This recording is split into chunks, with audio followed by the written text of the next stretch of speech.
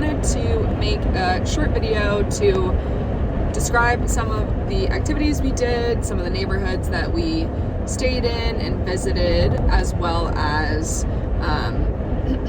just an overall rating of the city. So without further ado, let's start by digging into the neighborhoods of note for us, starting with Bay Park. So Chris, this is where we spent a lot of our time while we were there. What was your impression of Bay Park?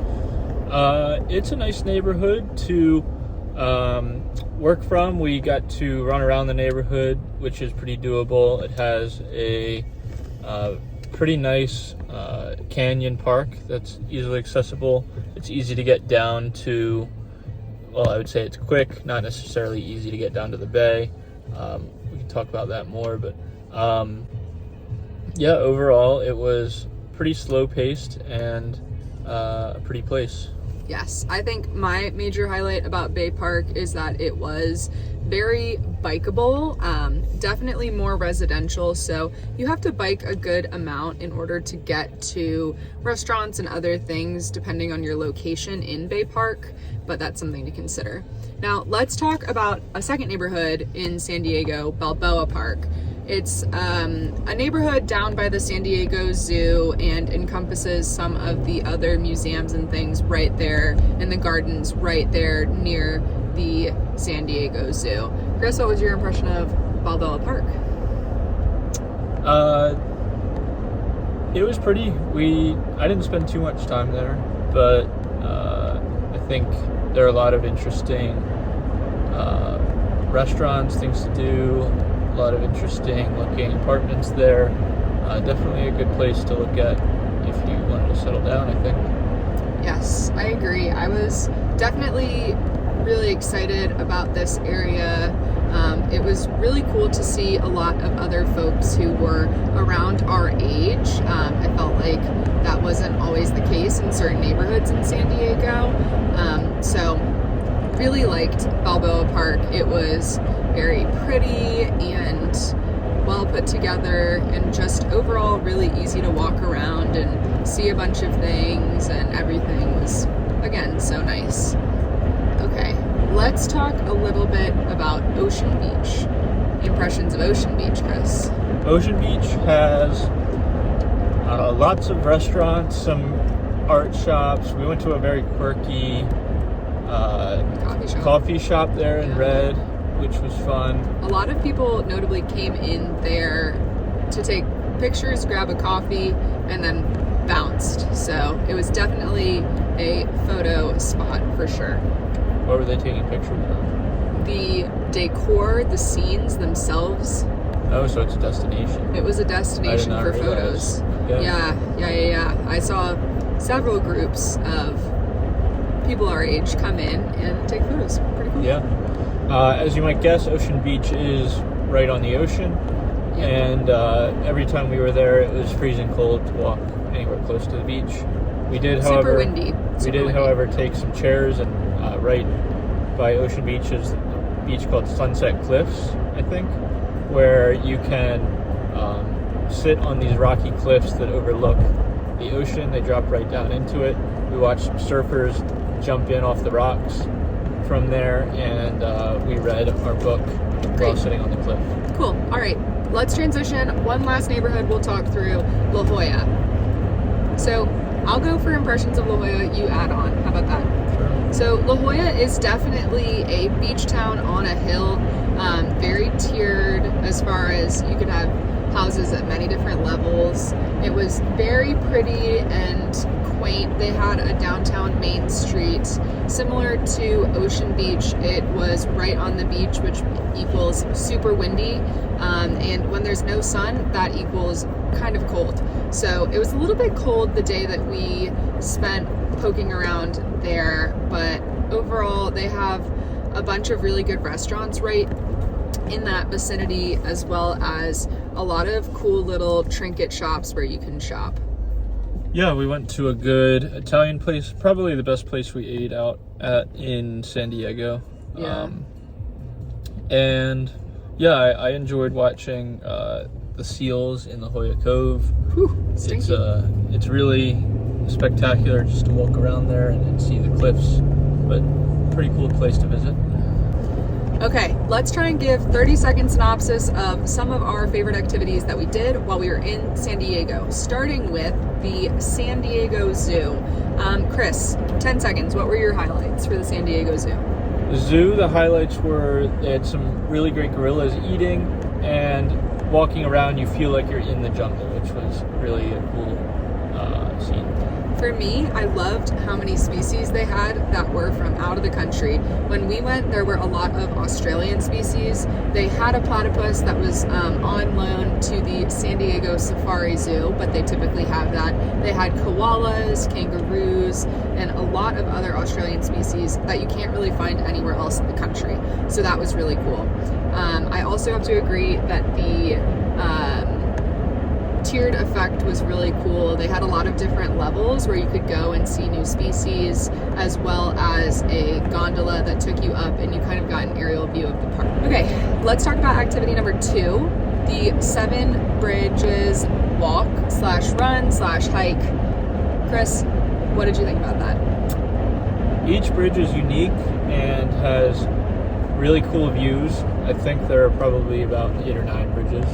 But it's a kind of a fun way to walk around that neighborhood.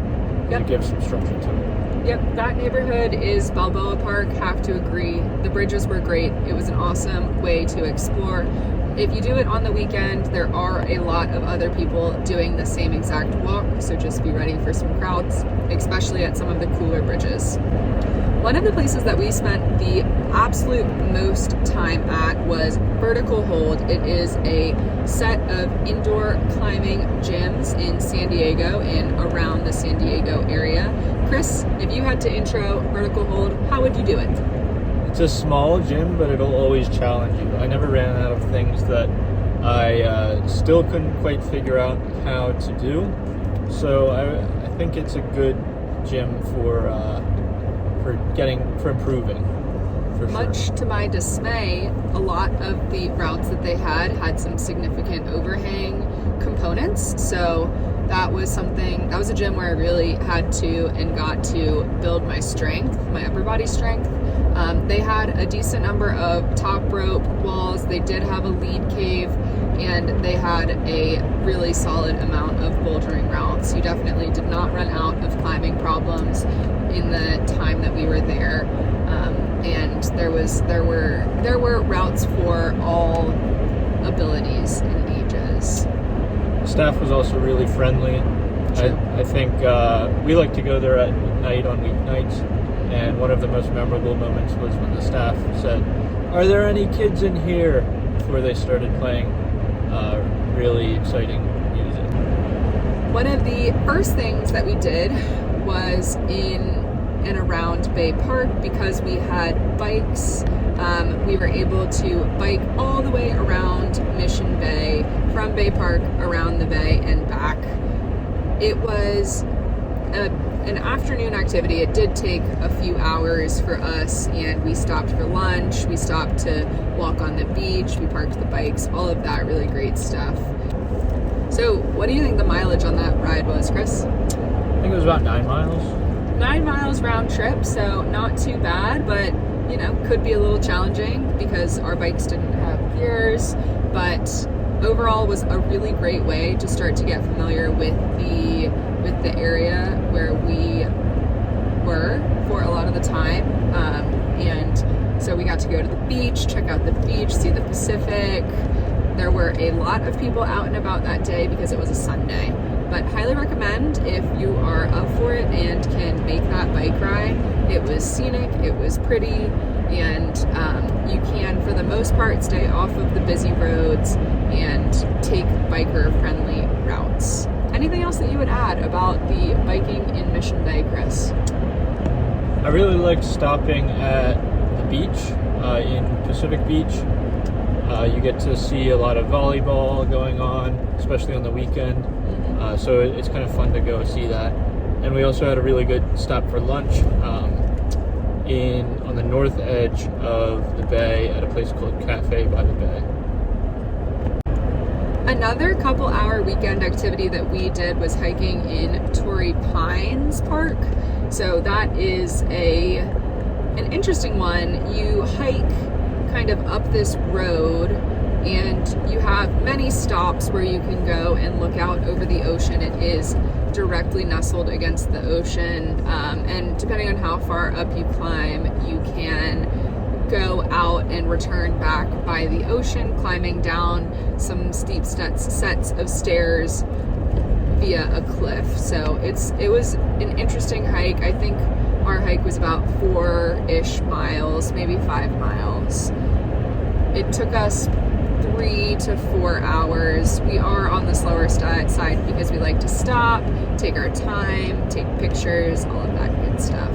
Chris, what was your favorite part about that hike? I liked the descent from the cliffs overlooking the beach down to the beach. You get to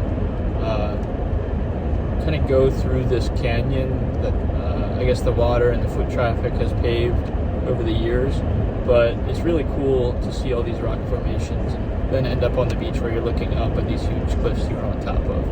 Yep, totally weird to be like, we were just up there.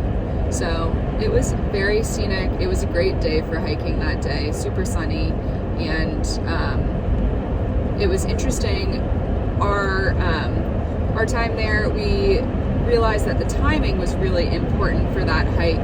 We wanted to go when it was low tide, because if it's high tide, it's a lot more difficult to actually close the loop out on the beach. And if it's low tide, you can also see all these tide pools, which is really interesting and fascinating. So we got to do that. Highly recommend, if you're thinking about hiking in Torrey Pines and want to return on the beach, make sure you take a look at the tide schedule and just check and go during low tide.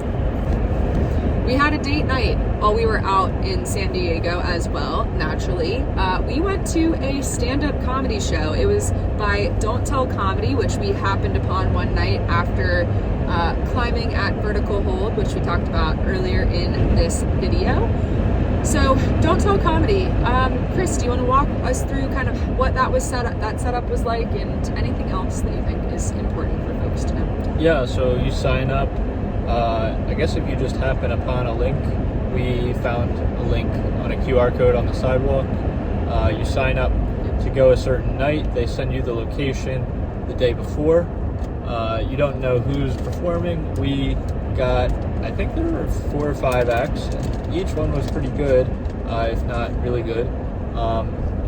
And yeah, I would say we got a really diverse group of comics.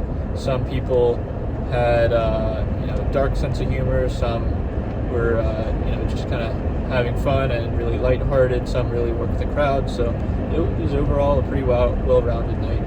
Yep, and it wasn't an expensive activity by San Diego standards. It was BYOB, bring your own beverages, bring your own food, all of that. There were no concessions. And the acts were pretty short, like Chris said. So, if there was someone who perhaps didn't appeal to your sense of humor, the sets were short, so you would see a bunch of different comedians come up and perform. So that was really wonderful. We had a great time. It was perfect. I'm adding this segment in just to mix it up a little, see if we can catch Chris off guard. Chris, this section is going to be called Interesting Characters. Good. Who was one interesting character that you met while you were in San Diego? And I really hope it has to do with your time in Tijuana.